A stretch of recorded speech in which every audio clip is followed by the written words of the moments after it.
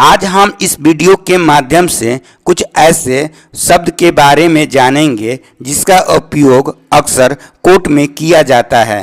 तो चलिए स्टार्ट करते हैं आज का वीडियो। एक्यूज का मतलब होता है आरोपी, अभियुक्त या अपराधी ठहराया हुआ। जिस पर अपराध या दोष लगाया गया हो ऐसे को हम एक्यूज कहते हैं। इसमें अपराध सिद्ध नहीं हुआ होता है। वारंट को हम हिंदी में अधिकार पत्र, परवाना, सनद या इख्तियार या अधिपत्र भी कहते हैं। वारंट एक कानूनी आदेश होता है जिसमें जज या मजिस्ट्रेट के द्वारा जारी किया जाता है। इसमें पुलिस को किसी व्यक्ति को पकड़ने या उसके घर की जब्त करने की या उसकी तलाशी लेने की या अन्य किसी कदम उठाने के लिए अधिकार दिया जाता है। अब हम समझेंगे ट्रायल के बारे में कि ट्रायल क्या होता है। कोर्ट में जब हम केस फाइल करते हैं उसका निर्णय आता है। उसी निर्णय के बीच की प्रक्रिया को ट्रायल कहा जाता है। ट्रायल को हम हिंदी में मुकदमा, विचारण, सुनवाई या किसी चीज की परीक्षण का कार्य कहलाता है।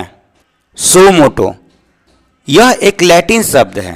इसका अनुवाद है कि स्वयं की प्रेरणा से या अपनी इच्छा से। इसका तात्पर्य यह है कि किसी मामले में शामिल किसी भी पक्ष के अनुरोध के बिना न्यायालय द्वारा अपनी पहल पर की गई कार्रवाई से होता है। न्यायालय द्वारा सम्मन नोटिस।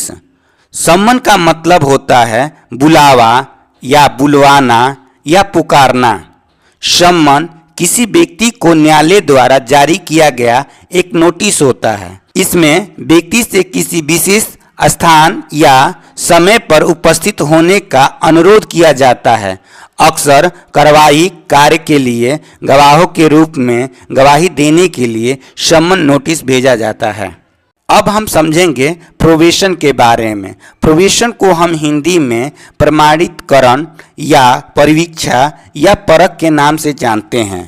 प्रोबेशन एक कानूनी स्थिति की अवधि है जो किसी अपराध के लिए दोषी ठहराए गए व्यक्ति को जेल में समय बिताने के बजाय समुदाय में रहने की अनुमति देती है। प्रोबेशन के दौरान व्यक्ति को कुछ शर्तों का पालन करना होता है और नियमित रूप से प्रोबेशन ऑफिसर को रिपोर्ट करना होता है। अब हम समझेंगे परजरी के बारे में। परजरी का मतलब होता है झूठी गवाही देना या झूठा साक्ष्य देना या न्यायालय में झूठा कथन बोलना या किसी तरह का मिथ्या शपथ लेना। ये सभी परजरी के अंतर्गत आता है। प्ली को हम हिंदी में याचिका, दलील, सफाई, निवेदन या न्यायालय में सफाई या दलील देने के लिए किया जाता है। पेरोल का मतलब होता है कैद से छूट। अगर कोई व्यक्ति बंद है, मतलब वो जेल में है और उसकी सज़ा की अवधि पूरी नहीं हुई है लेकिन उसे अस्थायी रूप से अगर रिहा किया जाता है तो इसे ही हम पेरोल कहते हैं। ओथ का मतलब होता है कसम या औपचारिक रूप से ली गई सौगंध या प्रतिज्ञा या आप शपथ मान लें। मनी लॉन्ड्री, इसे हम हिंदी में अवैध रूप से प्राप्त धन को स्रोतों को छिपाने की कला को कहते हैं या काले धन के स्रोतों को जायज बनाने के तरीका को ही हम मनी लॉन्ड्री के नाम से जानते हैं। अब हम समझेंगे जस्टिस के बारे में।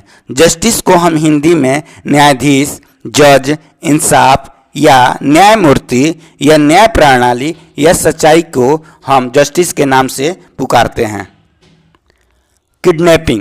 किडनैपिंग का मतलब होता है अपहरण करना, अगवा करना या अपहरण।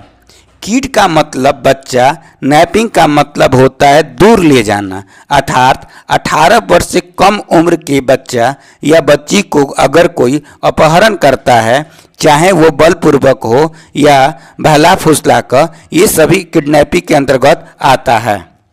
जस्टिस डिलेड या जस्टिस डिनाई, इसका मतलब ये होता है कि न्याय में देरी या न्याय मिलने में देर होने को ही हम कहते हैं। अब हम समझेंगे जूरी के बारे में। जूरी को हम न्यायपीठ, पंचायत या निर्णायक समिति या पंच के नाम से भी जानते हैं। अक्सर आप सुने होंगे कोई ऐसे व्यक्ति होते हैं जो बोलते हैं कि जो जूरी का फैसला है वही मेरा फैसला है। मतलब अगर किसी पंच या समिति या निर्णायक समिति के द्वारा कोई आदेश होता है, अगर उसे कोई मानता है तो उसे हम जूरी की फैसला कहते हैं।